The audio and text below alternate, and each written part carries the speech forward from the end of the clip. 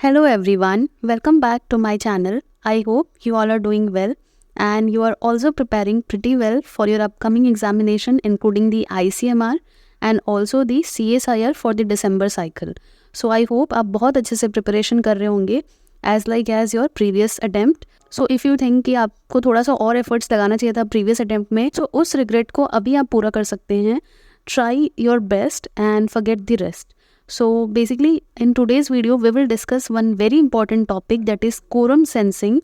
Along with that we will also solve some questions that has been asked in the CSIR examination as well as in different examination. So if you like my efforts, you can hit the like button and do subscribe my channel for more such videos. So basically quorum sensing is a mechanism in prokaryotes. अब आपके मन में ये सवाल आएगा that whether eukaryote do not do quorum sensing. So it is not so.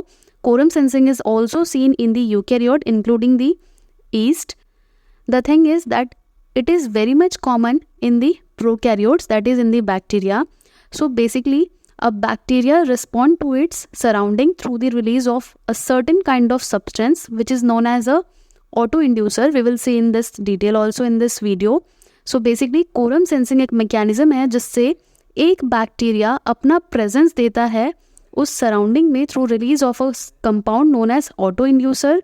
सो अगर suppose किसी surrounding में एक बैक्टीरिया ये प्रेजेंट है, ग्रीन वाला bacteria 1, so what it will do, it will release some compound known as the auto inducers. So उस auto inducers को sense करके the surrounding bacteria will respond and वो भी क्या करने लग जाएंगे, वो भी they will also start synthesizing the autoinducers. So this will lead to the increase in the concentration of the autoinducers and therefore बहुत सारी कॉलोनी वहाँ पे, बैक्टीरियल कॉलोनी वहाँ पे accumulate हो जाएगी. So this is known as the quorum sensing. So this is the basic overview of quorum sensing.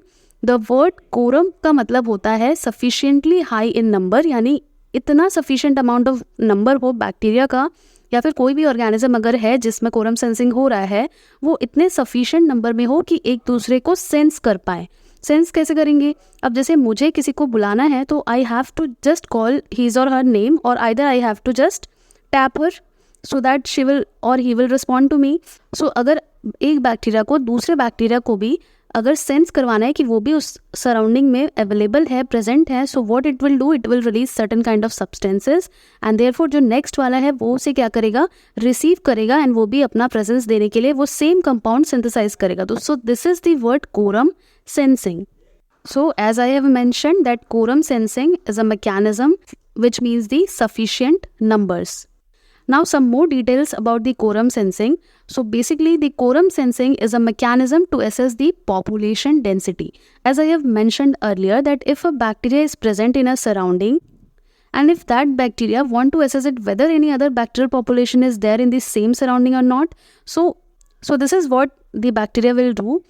Quorum sensing वो करेगा, कोरम सेंसिंग करेगा यानी कि वो असेस करेगा कि उसके जैसा ही आसपास के सराउंडिंग में कोई और बैक्टीरियल पॉपुलेशन है या नहीं है. So many bacteria uses this approach to ensure that sufficient cell numbers are present before starting activities that require a certain cell density to work effectively. So I have already uploaded a short to make you understand the simple fact about the quorum sensing. So the main purpose of quorum sensing is कि suppose अगर आपको एक cumulative task दिया जाता है यानी group task दिया जाता है, so you will not start your work unless सारे आपके group members एक जगह में collect हो जाएं. लाइकवाइज अगर मान लो कि एक बैक्टीरिया एक जगह पे है और वो क्या कर दे, वो स्टार्ट कर दे, अगर उसे वो कोई डिजीज कॉजिंग बैक्टीरिया है तो it will start synthesising the product responsible for the cause of that disease. So अगर ये एक ही बैक्टीरिया सिंथेसाइज करते जाएगा प्रोडक्ट अपना, so what it will do, so इससे क्या होगा, बैक्टीरिया 1 पूरा अपना मशीनरी यूज करके यानी it will expense it's ATP, it's all energy and it will make the product which is not at all useful. The bacteria is wasting its resources, like वो अपना machinery इतना use कर रहा है, अपना energy expenditure दे रहा है just to make a product which is not enough to cause that disease, because एक बैक्टीरिया का जो प्रोडक्ट बनेगा that will not be sufficient. So क्या होता है, कोरम सेंसिंग होता है यानी कि एक बैक्टीरिया तब तक अपना प्रोडक्ट बनाना शुरू नहीं करेगा जब तक कि उसके अदर बैक्टीरियल पॉपुलेशन क्या हो, क्यूमुलेटिव जगह पे यानी कि ग्रुप ना बना ले, सो दैट एक साथ मिलके वो लोग सिंथेसाइज करेंगे तो बहुत सारा टॉक्सिन रिलीज होगा and that disease will be caused. So therefore quorum sensing का जो मेन पर्पस होता है कि एक सर्टेन सफिशिएंट सेल नंबर एक जगह पे एक्यूमुलेट हो जाए सो दैट वहाँ पे जो भी चीज़ टॉक्सिन का सिंथेसिस करना है या इधर किसी प्रोडक्ट का सिंथेसिस करना है सो दैट, और इसको आप एक डिजीज़ के रिस्पेक्ट में भी समझ सकते हैं, दैट विल बी ईजी कि अगर कोई डिजीज़ कॉज करना है, उसके लिए कोई प्रोडक्ट बनना है, so for that we need so many bacterial population, not just one. So this is the main purpose of quorum sensing. यहाँ पे मैंने वही चीज़ एक्सप्लेन करी है. Toxin will have no effect if only one bacteria synthesises it, but it will have worst effect if more than millions of bacteria will do the same thing together. यानी एक अकेले से कुछ नहीं होगा, बहुत सारे लोग अगर मिलके वो काम करेंगे, so it will be very much effective and it will be very much efficient. So आपको ऐसे रिलेट करके पढ़ना है. So this is the basic and the purpose of quorum sensing.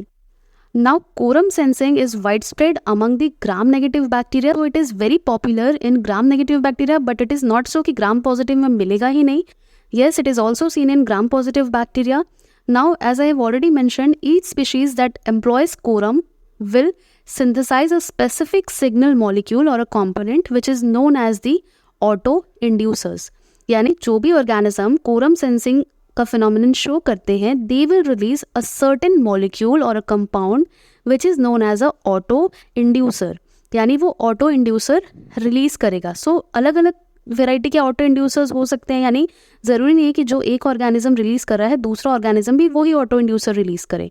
सो हम ऑटो इंड्यूसर्स के भी प्रॉपर्टीज़ एंड टाइप्स देखेंगे. So let's see. सो यहाँ पे अलग अलग quorum sensing and auto inducers के यहाँ पे नेम मेंशन है इस टेबल में. So this is from the Brock biology of microorganism book. So basically if we talk about the proteobacteria का जो ऑटो इंड्यूसर होता है that is the acyl homoserine lactones. You have to remember AHL, A for acyl homoserine lactones. So proteobacteria जो compound release करते हैं that act as a auto inducer is known as the AHL, and इसका receptor जो होता है वो lux are protein होता है एंड इसका भी डाइवर्स फंक्शन होता है जो ये रिलीज करते हैं AHL. Now many diverse bacteria releases AI2 that is the auto inducer 2 with a furanone based compound.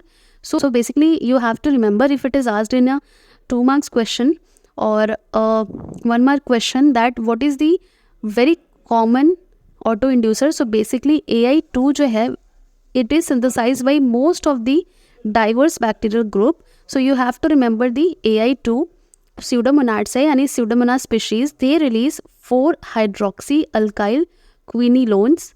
सो ये उनका स्पेसिफिक होता है, ये भी आपको पूछा जा सकता है MCQs में. नाउ इसका रिसेप्टर्स भी आपको याद रखना है. इसका रिसेप्टर क्या होता है PQSR प्रोटीन, एंड ये जो प्रोड्यूस करते हैं ये ऑटो इंड्यूसर जो रिलीज करते हैं this auto inducer will make them eligible for formation of the biofilm जो कि विरुलेंस के लिए होता है स्यूडोमोनाड्स में. Now Streptomyces synthesises gamma butyrolactone as a auto inducer. And अगर हम ग्राम पॉजिटिव बैक्टीरिया की बात करें they synthesise oligopeptides that is it may be linear or cyclic. And अगर ईस्ट की बात करें जो कि एक यूकैरियोट है they synthesise various aromatic alcohols.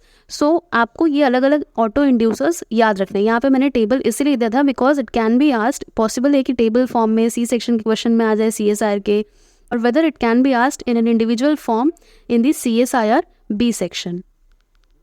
So now when these auto-inducers are synthesized by the quorum sensing organism, so the molecule, the auto-inducer molecule diffuses freely across the cell envelope and therefore the auto-inducer reaches high concentration inside the cell. यानी ऐसे कर करके synthesise होके बहुत सारा concentration बढ़ जाता है ऑटो इंड्यूसर का सेल में. एंड ये कंसनट्रेशन रेज भी कब होगा, अगर मान लो कि एक बैक्टीरिया है किसी सराउंडिंग में, उसने ऑटो इंड्यूसर रिलीज कर दिया. Let suppose if in a surrounding 1 bacteria is there, let suppose कि ग्राम नेगेटिव बैक्टीरिया है एंड दैट बैक्टीरिया है synthesise an auto inducer molecule. So auto inducer molecule क्या होगा, वो रिलीज आउट होगा cell envelope से एंड अलग अलग डायरेक्शन में होगा. सो क्या होगा, अगर वहाँ पे उसी के जैसे और बैक्टीरिया भी अवेलेबल हैं then only they will sense that auto inducer and they will also start synthesising the same molecule. तो अगर वो बैक्टीरिया वहाँ पे होंगे then only they will sense it and consequently they will also synthesize the same molecule, therefore concentration will raise.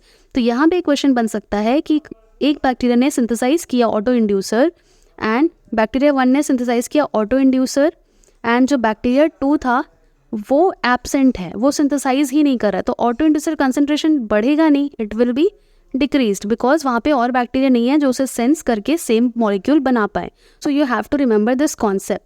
Now inside the cell the autoinducer binds to a specific activator protein that triggers the transcription of a specific gene.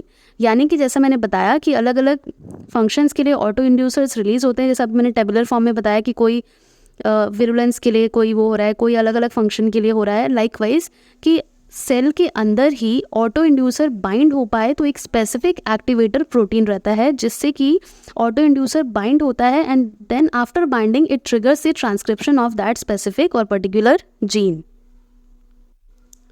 So now there are several different classes of autoinducers as I've already mentioned through the table.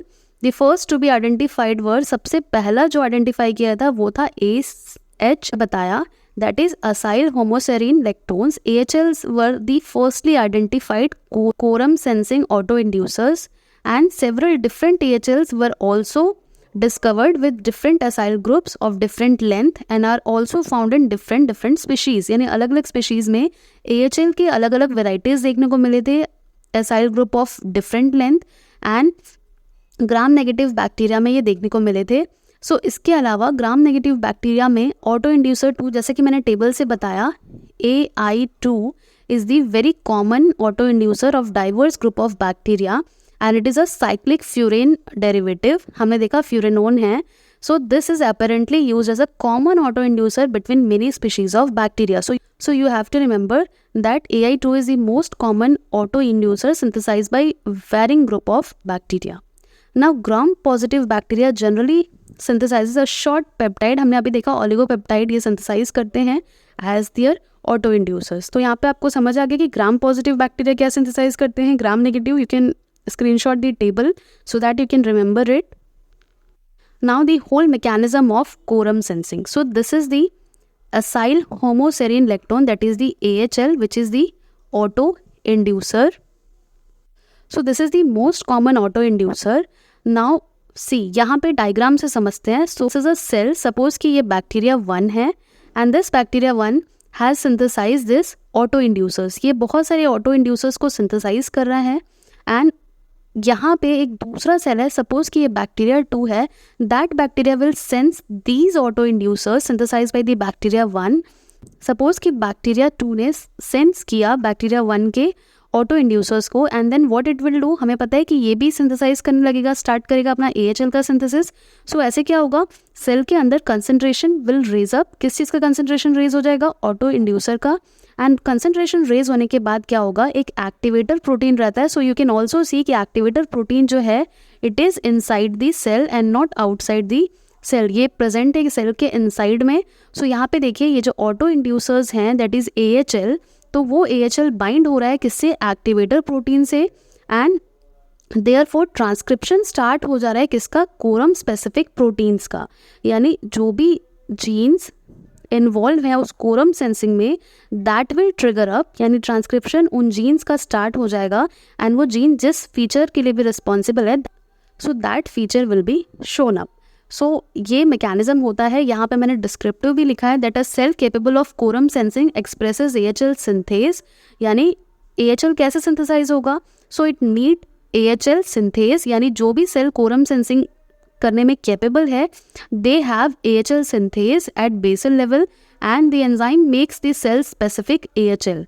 और वो enzyme क्या होता है, वो specific कर देता है कि ये वाला AHL सिंथेसाइज करेगा, ये दूसरा AHL सिंथेसाइज करेगा and likewise. So when cells of the same species reach a certain density, यानी कि सपोज एक ही टाइप के सेल अगर एक जगह में एक्यूमुलेट हो जाते हैं so they will start synthesising the AHL and उसका कंसंट्रेशन सफिशिएंट अमाउंट में जब बढ़ जाएगा so they will bind to the target protein and therefore they will trigger and activate the transcription of that quorum sensing gene. Now this is the mechanism of quorum sensing. So firstly it is discovered in the bioluminescent bacteria named as Allevibrio fischeri. So basically, one more fact that the mechanism of quorum sensing was firstly discovered in this bacteria, that is a bioluminescent bacteria. It means it emits light and that is it shows bioluminescence. So the bacteria name is Aliivibrio fischeri, यानी ये bacteria जो है वो bioluminescence show करता है and इन्हीं में quorum sensing first time पूरा डिस्कवर किया गया था. So the bioluminescence bacteria producing the enzyme luciferase. So enzyme ये सिंथेसाइज करती है ल्यूसीफरेज एंड जो सेल होता है बैक्टीरियम का, कौन सा बैक्टीरिया, एली वाइब्रियो फिशरी, वो यहाँ पे जो फोटो दिख रहा है वो डायरेक्टली बस स्ट्रीक किया गया है एक प्लेट में, यानी सॉलिड मीडिया जो रहता है बैक्टीरिया के लिए सॉलिड मीडिया जो रहता है उस पर बस इसको स्ट्रीक किया गया एंड फोटोग्राफ लिया गया है डायरेक्टली विदाउट एनी लाइट. सो देखिए कितना अच्छा फ्लोरोसेंस है, यानी विदाउट एनी लाइट भी ये इतना शाइनी एंड बायोल्यूमिनेसेंस दे रहा है. So this is all due to the quorum sensing. Now, various genes are controlled by quorum sensing, including some in pathogenic bacteria. So, इसका सबसे अच्छा एग्जाम्पल है Pseudomonads, यानी different species of Pseudomonads shows this quorum sensing is responsible for their virulence or for the formation of biofilm that is resistant to so many antibiotics, and therefore this may cause severe infection in hospitals and many places. So basically Pseudomonads का आपको याद रखना है कि they releases 4-hydroxyalkyl quinolenes as their auto-inducer and इसीलिए ये बहुत ज़्यादा इन्वॉल्व होता है विरुलेंस में, बायोफिल्म फॉर्मेशन में. सो देयरफॉर Pseudomonads ओरिजिनेसा जो है वो कोरम सेंसिंग ट्रिगर कैसे होता है, through the large number of unrelated gene through the quorum sensing, and इसीलिए बायोफिल्म का फॉर्मेशन होता है. So the examples of quorum sensing in eukaryotes. So basically quorum sensing also occurs in the microbial eukaryotes. जैसा कि मैंने पहले बताया था कि mostly study किया गया है prokaryotes में, but it is also seen in eukaryotes. Now for example अगर हम yeast की बात करें, that is the Saccharomyces cerevisiae, they synthesizes specific aromatic alcohols as the auto-inducers, जैसा कि हमने टेबल में पढ़ा. This is responsible for the transition between the growth phase as a single cell and as a elongated filaments. यानी ये जो single cell और filamentous phase में ग्रोथ के लिए रिस्पॉन्सिबल होता है एस सेरिवेसी के. So similar transitions are also seen in other fungi such as Candida albicans. So quorum sensing जो है कैंडिडा में किस तरह से होता है, through the long chain alcohol farnesol, यानी इनमें कैंडिडा एल्बिकेंस में कौन सा ऑटो इंड्यूसर होता है, सो it is the long chain alcohol, that is the farnesol. So one question arises here is that how we can stop the formation of a biofilm. As you all will be aware about the biofilm, that it is so much disturbing and it is the real culprit of different infections caused in the hospital, because ये जो है वो बहुत deadly होता है. बहुत सारे hospital जो इंस्ट्रूमेंट्स होते हैं, डिवाइसेस होते हैं, उनमें बहुत ज़्यादा स्ट्रांगली अपना पूरा जो बायोफिल्म है उसे बना लेता है and it is very much resistant to different antibiotics. So it is very much difficult to get rid of them. So therefore we need a approach to stop this biofilm. It can result in so many deadly infections, because जितने भी medical equipments होते हैं, devices होते हैं, उनमें biofilm का formation हो जाता है and it is very much difficult to get rid of them because they are resistant to different antibiotic. So ऐसा हम क्या कर सकते हैं कि बायोफिल्म को बनने से ही रोक सके. सो अब तक हमने जितना पढ़ा है, अगर आपने ध्यान से पढ़ा होगा, so you have the answer to this question. So that कि बायोफिल्म का फॉर्मेशन जो है it is due to the formation of the auto inducer, or basically quorum sensing is involved in the formation of biofilm. So if we can stop the quorum sensing mechanism, ultimately we are stopping the formation of a biofilm by the different species. Like Pseudomonas अगर बना रहा है तो अगर हम उसके quorum sensing में ही disturbance ला दे, उसकी quorum sensing को ही रोक दे वहीं पर, जैसे ऑटो इंड्यूसर्स जो रिलीज़ हो रहे हैं, ऑटो इंड्यूसर अगर एक बैक्टीरिया रिलीज़ कर रहा है तो अगर उसको दूसरा बैक्टीरिया सेंस ही ना कर पाए तो क्या होगा, और बैक्टीरियल पॉपुलेशन वहाँ पे कलेक्ट नहीं होंगे, और जितने बैक्टीरियल पॉपुलेशन कम होगी, एक अकेला तो कुछ नहीं कर पाएगा. So we have to stop right there, यानी जब ऑटो इंड्यूसर रिलीज हो रहा है. सो बेसिकली बायोफिल्म इनहिबिटर बनाने का अप्रोच क्या होता है, some eukaryotic produce molecule which will interfere with the bacterial quorum sensing. like most of the जो बायोफिल्म इनहिबिटर होते हैं वो मोस्टली क्या होते हैं, फ्यूरेनोन डेरिवेटिव्स होते हैं. सो जो फ्यूरेनेन डेरिवेटिव्स होते हैं with attached halogens, so these mimic, यानी जो फ्यूरेनेन डेरिवेटिव हैं वो मिमिक करते हैं ऑटो इंड्यूसर जो AHL हमने देखा था, एंड ऑल्सो जो फर्स्टली डिस्कवर्ड ऑटो इंड्यूसर है and the most common in different diverse bacteria, that is the AI2 auto inducer 2. तो इसको मिमिक करता है। सो अगर एक बैक्टीरिया रिलीज कर रहा है ये वाला, तो उसकी जगह में अगर हम लोग फ्यूरेनोन डेरिवेटिव डालेंगे तो दूसरा बैक्टीरिया उसे सेंस ही नहीं कर पाएगा, बिकॉज वो क्या होगा, वो ऑल्टर्ड है, वो उसके जैसा लग रहा है बट वो चीज़ नहीं है, ऑटो इंड्यूसर 2 नहीं है, AHL नहीं है। सो जो दूसरा पॉपुलेशन है वो उसे सेंस नहीं कर पाएगा, एंड देयरफॉर जो उनका पॉपुलेशन क्लस्टर हो रहा था, बढ़ रहा था, डेंसिटी बढ़ रही थी, sufficiently high number that is required for the formation of biofilm, so वहाँ पे वो रुक जाएगा। सो यानी कोरम सेंसिंग डिसरप्टर्स हमें लेके आने होंगे, बिकॉज कोरम सेंसिंग के थ्रू ही बायोफिल्म का फॉर्मेशन हो रहा है इन दी स्यूडोमोनाड्स और any other virulent bacteria. So have to design some quorum sensing disruptor that will ultimately stop the quorum sensing, and therefore biofilm का जो production है वो भी इनहिबिट हो जाएगा। So this is all for today. I hope you liked it and आपको एक एक चीज़ समझ आई होगी. If you have any doubt, you can write in the comment section. And also अगर आप इससे related question चाहते हैं तो वो मैं second part में बनाऊंगी, because this video is already being long.